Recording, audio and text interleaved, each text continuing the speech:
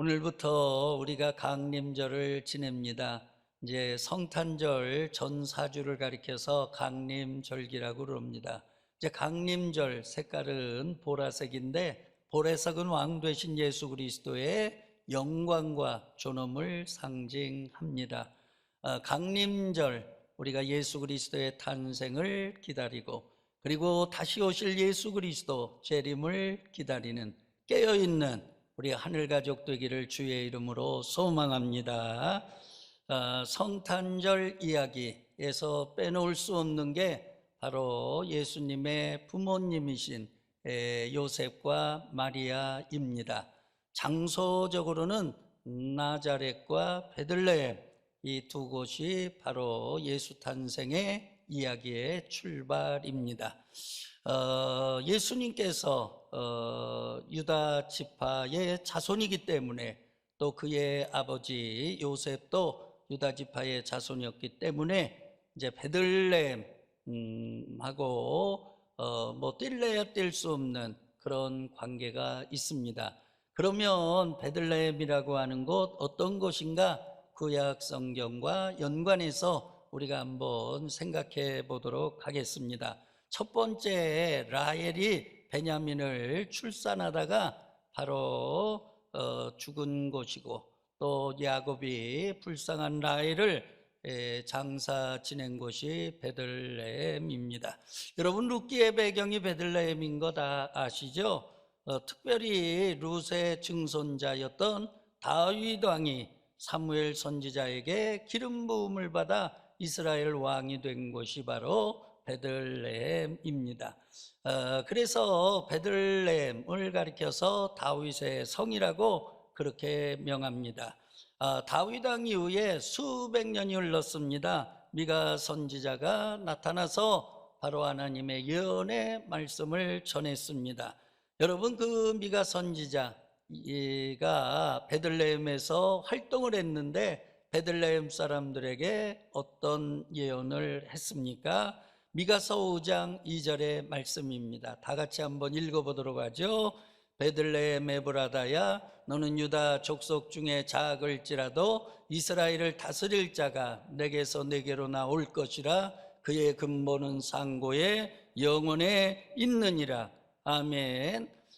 다윗 왕 같은 그런 영적인 왕이 바로 다윗의 고향이었던 베들레헴에 태어난다고 하는 사실입니다.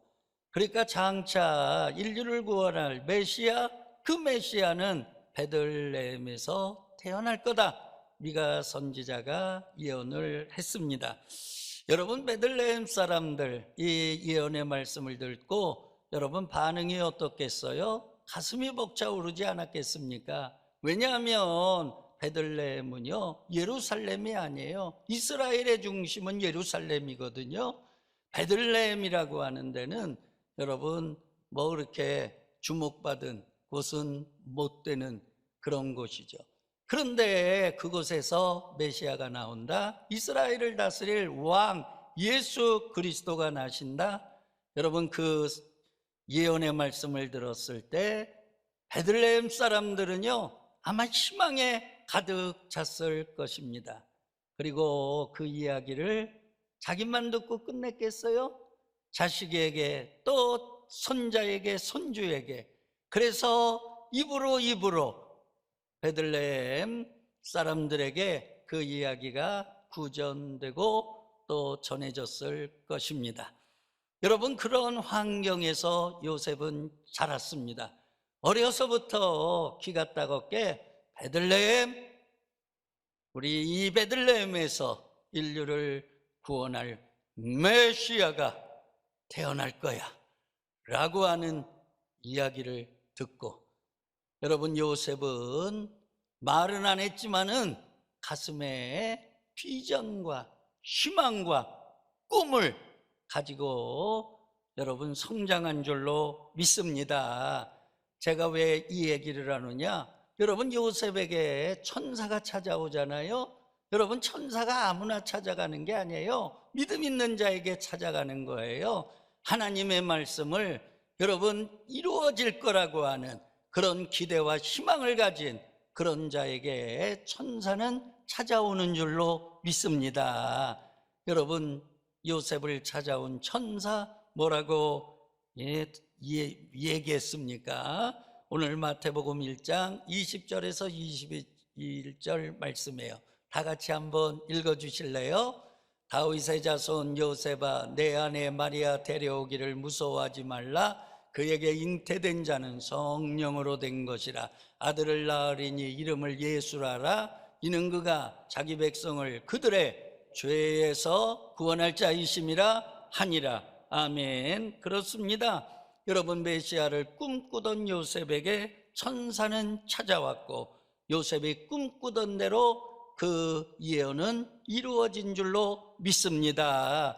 여러분, 하나님의 말씀을 꿈꾸시기를 바랍니다. 하나님의 말씀 내게 이루어질 거다. 내 미래에 이루어질 거다. 여러분들이 꿈을 꾸실 때 천사가 찾아와서 다시 그 말씀을 여러분들에게 들려줄 것이고, 또 여러분들 미래에 그런 일들이 이루어지는 그런 역사들이 많이 있기를 소망합니다. 그러면 오늘 저는 요셉에 대해서 함께 은혜를 나누려고 그럽니다. 여러분, 요셉 한마디로 마태복음이 뭐라고 설명하고 있습니까? 의로운 사람이다. 그렇게 한마디로 설명을 했습니다. 성경 19절 말씀에 나와 있어요. 다 같이 읽어보도록 하죠. 그의 남편 요셉은 의로운 사람이라 그를 드러내지 아니하고 가만히 끊고자 하여. 여러분, 한마디로 요셉은 의로운 사람. 그러면 왜 의로운 사람이었는가? 여러분, 사람에게는요 인간적 측면이 있고 영적인 측면이 있어요. 이 두 가지 면에서 요셉이 왜 의로운 사람이었나? 오늘 함께 말씀을 나누려고 그럽니다. 첫 번째, 요셉은 상대방을 배려할 줄 아는 그런 국률과 사랑의 마음을 가졌기 때문에 의로운 사람이라 성경이 우리에게 전하고 있습니다.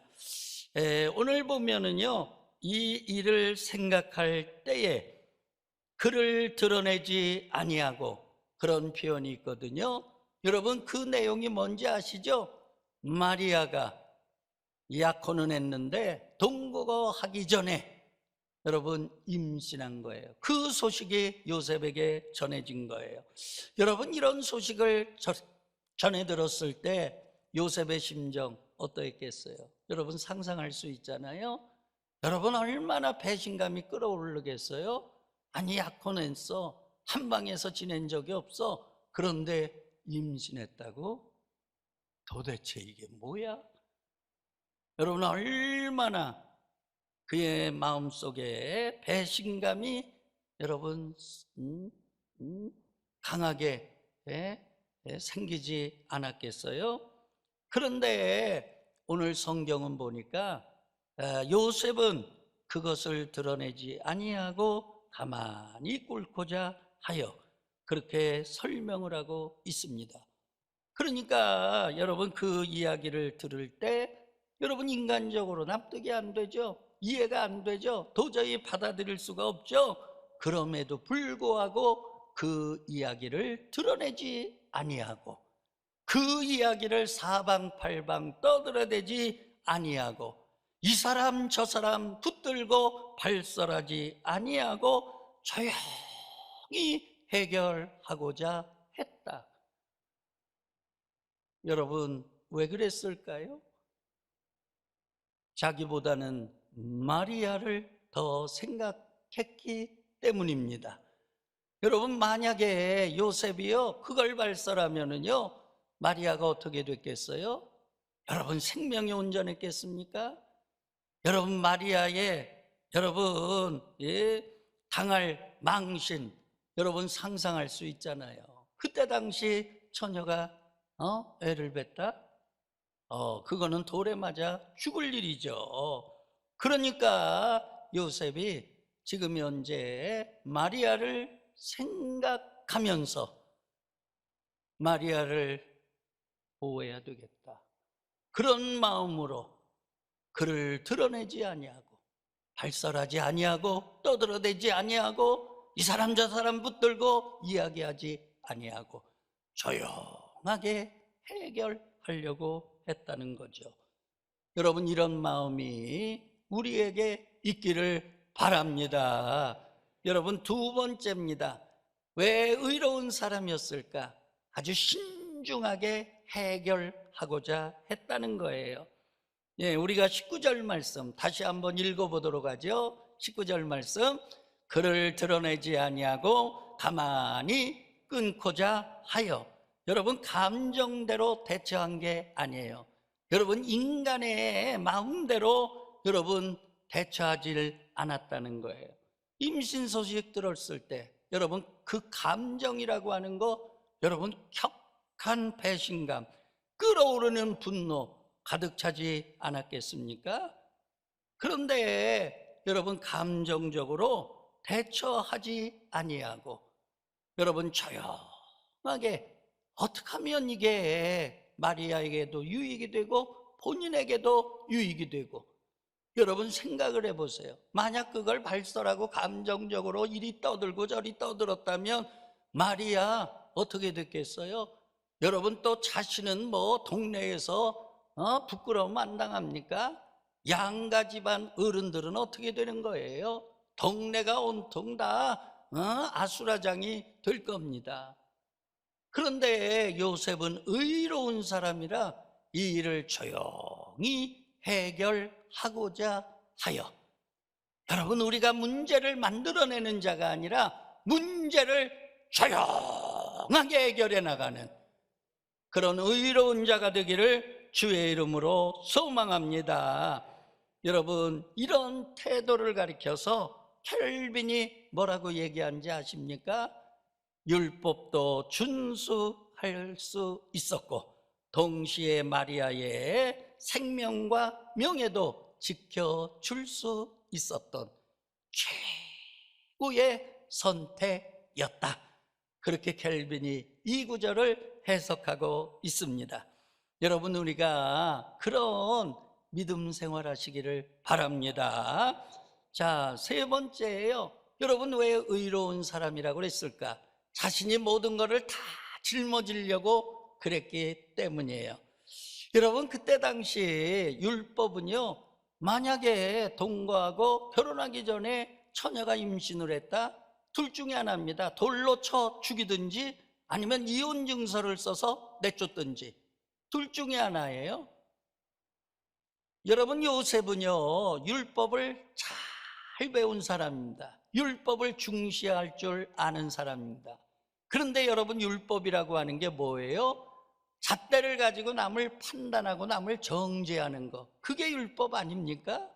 여러분, 법으로 얘기하자면 여러분, 안 걸릴 사람이 없어요. 의는 없나니 하나도 없다고 그랬잖아요. 마음으로 음욕을 품는 자마다 죄를 짓는 자다.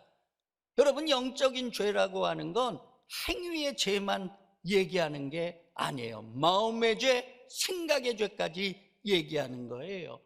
여러분, 그런 잣대로 만약에 우리 한 사람 한 사람 들이댄다면 여러분, 자유로울 사람 누가 있겠어요? 여러분, 벗어날 사람 누가 있겠어요? 그러니까 죄는 정죄를 가져다 주는 거거든요. 죄는 심판을 가져다 주는 거거든요. 그러니까 율법이라고 하는 건 죄를 찾아내서 사람을 정죄하고 심판하는 거예요. 그래서 예수님께서 바리새인들을 그렇게 싫어하시고 책망하신 거예요. 왜? 사랑의 법이 없으니까, 용서의 법이 없으니까, 긍휼과 자비가 그 안에 없으니까. 여러분, 우리가요, 법을 우선하지 마시고 예수 그리스도의 사랑과 긍휼과 자비를 우선하는 여러분, 우리가 되기를 주의 이름으로 축원합니다. 특별히 교회에서요, 법 따지면은요 살아남 자 없어요. 여러분, 온전한 자 없어요. 그러므로 여러분, 교회는 법을 중시하는 것이 교회가 아니라 예수 그리스도의 사랑, 예수 그리스도의 정신, 예수 그리스도의 용서를 여러분 우선시하는 거, 그게 교회의 법이 되고 진리가 되고 교회의 판단이 되기를 주의 이름으로 축원합니다. 여러분, 이 마태복음에서 요셉을 의롭다고 한 이유가 바로 여기에 있어요.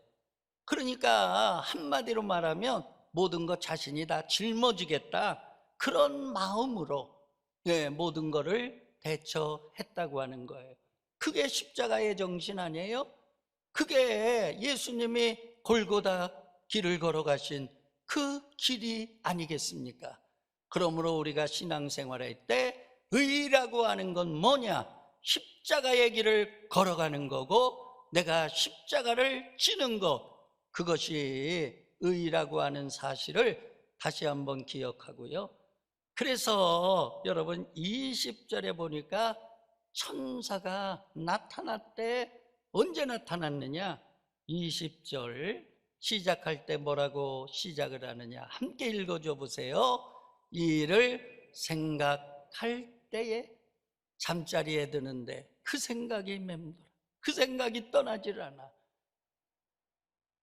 괴로워하는 요셉에게 천사가 찾아와서 요셉에게 말씀을 들려주시는 거예요. 아멘. 무슨 말씀이에요? 한번 읽어보도록 하죠. 천사가 들려준 말씀 20절 21절에요 다 같이요. 다윗의 자손 요셉아, 내 아내 마리아 데려오기를 무서워하지 말라. 그에게 잉태된 자는 성령으로 된 것이라. 아들을 낳으리니 이름을 예수라라. 이는 그가 자기 백성을 그들의 죄에서 구원할 자이심이라 하니라. 아멘. 다윗의 자손 요셉아, 내 아내 마리아 데려오기를 무서워하지 말라. 그에게 잉태된 자는 뭘로 된 것이니? 성령으로 된 것이니. 마리아가 부정한 게 아니야. 마리아가 다른 남자 동침한 게 아니야. 마리아가 지금 잉태한 거는 혈통으로 육정으로 된 게 아니야. 성령으로 된 거야. 할렐루야. 전적인 하나님의 성령의 역사로 된 거야. 할렐루야. 여러분, 이 얘기를 들은 요셉, 여러분 일순간에요 모든 번민이, 모든 괴로움이 여러분 떠나간 줄로 믿습니다. 할렐루야. 여러분, 사람들에게 위로받는다고 우리의 아픔이 떠나갑니까? 사람들에게 여러분 이 말 저 말 듣는다고 우리의 괴로움이 떠나갑니까? 아니에요. 주님이 찾아오셔서 나를 위로해 주셔야 돼요. 주님이 찾아오셔서 나에게 말씀을 들려주셔야 돼요. 내가 당하고 있는 일이 어떤 하나님의 의미가 있는가 해석해주고 해답을 줄 때 우리의 마음은 평안해지고, 할렐루야, 괴로움은 떠나가고 번민도 떠나가고 여러분 아픔도 떠나가게 되는 줄로 믿습니다. 그러는 종이 하늘가족 여러분들에게 있기를 바랍니다. 여러분, 억울한 일 당할 때, 인간적으로 해석되지 않는 일들을 당할 때 여러분 베개를 벤다고 잠이 옵니까? 잠을 설치면서 엎치락대치락 괴로워하는 여러분들, 그 순간에 우리 주님이 찾아오시기를 바랍니다. 천사가 찾아오시기를 바랍니다. 그리고 괴로워하는 그 문제에 하나님의 말씀에 해답을 들려주셔서 여러분들 괴로움이 떠나가고 편안한 잠자리에 들어가게 하는 하나님의 은총이 있기를 주의 이름으로 축원합니다.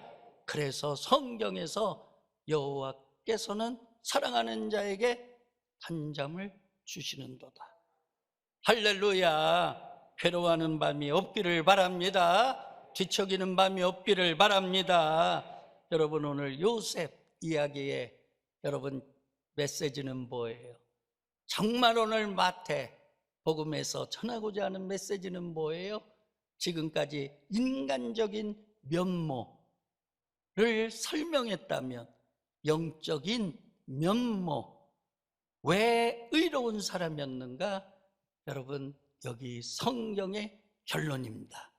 오늘 이 결론을 통해 하나님께서 우리에게 주시는 말씀이 내 마음속에 새겨지기를 바랍니다. 22절 말씀 한번 읽어보도록 하죠. 22절 말씀 다 같이요. 이 모든 일이 된 것은 주께서 선지자로 하신 말씀을 이루려 하심이니. 아멘. 예, 그까지만 해도 돼요. 22절만 하도록 해요. 예, 이 모든 일이 된 것은 주께서 선지자로 하신 말씀을 이루려 하심이니. 여러분, 무슨 얘기예요? 요셉아, 마리아가 임신한 거 그거 우발적 사건이 아니야. 인간적 사건이 아니야. 개인적 사건이 아니야. 그거는 하나님의 구속사야. 할렐루야. 그거는 하나님의 섭리, 하나님의 계획 아래 진행되는 하나님의 역사야. 바로 예언의 성취야. 말씀의 성취야. 할렐루야. 여러분, 그 얘기를 들었을 때 여러분, 모든 어둠의 안개가 떠나가지 않았겠어요? 괴로움의 안개가 떠나가지 않았겠어요? 여러분, 수치심과 배신감과 여러분 분노가 떠나가지 아니했겠어요? 할렐루야. 여러분, 우리의 인생의 해답은 바로 하나님 말씀에 있는 줄로 믿습니다. 우리가 하나님의 일을 할 때 여러분, 인간적으로 또 도저히 상식적으로 납득하기 어려운 그런 일을 당할 때가 많습니다. 특별히 하나님께 귀하게 쓰임받는 분들, 하나님의 일을 하다 보면은요, 그런 일 너무나 많이 당해요. 억울한 일 너무나 많이 당해요. 정말 애매한 소리 들을 때가 너무나 많아요. 진실이 아는데 억지 소리, 거짓말, 이런 것들 퍼뜨려가지고 모함하고 흔들어대고 뒤에서 잡아당기고 하는 그런 일들 많이 있습니다. 왜 그러느냐? 여러분, 천상의 교회는요, 완전하지만은 지상의 교회는 죄인들이 모인 공동체이기 때문에 죄가 통한다는 사실입니다. 여러분, 모세를 보세요. 하나님께 위대하게 쓰임받은 요셉을 보세요. 여러분, 얼마나 이해하기 어려운 일들 당합니까? 미디안 광야 40년, 요셉에게는 애굽의 노예로 팔려갔어요. 형들의 시기 때문에. 여러분, 해석이 됩니까? 이해가 됩니까? 도저히 도대체 하나님께서 나에게 왜 이러시나? 여러분, 반문할 수밖에 없지 않겠습니까? 그런데 여러분, 지나놓고 보면 그 모든 것은 하나님의 섭리 아래, 하나님의 계획 아래, 하나님의 역사를 이루어 나가는 징검다리요, 사닥다리요, 과정이라고 하는 사실, 여러분 깨닫게 되는 줄로 믿습니다. 그러므로 교회에서 하나님의 일을 하면서 여러 가지 어려움 당할 때 요셉을 생각하시고, 아, 그렇구나, 하나님의 섭리, 하나님의 계획이 그 안에 있구나, 내가 이해할 수 없는, 납득할 수 없는 하나님의 또 다른 숨겨진 역사가 그 안에 있구나. 우리가 다시 한번 여러분 깨닫고 성경에서 해답을 찾고 성경에서 해석을 받는, 그래서 위로가 되고 소망이 되는 우리 믿음 생활하는 하늘가족 다 되시기를 주의 이름으로 축원합니다.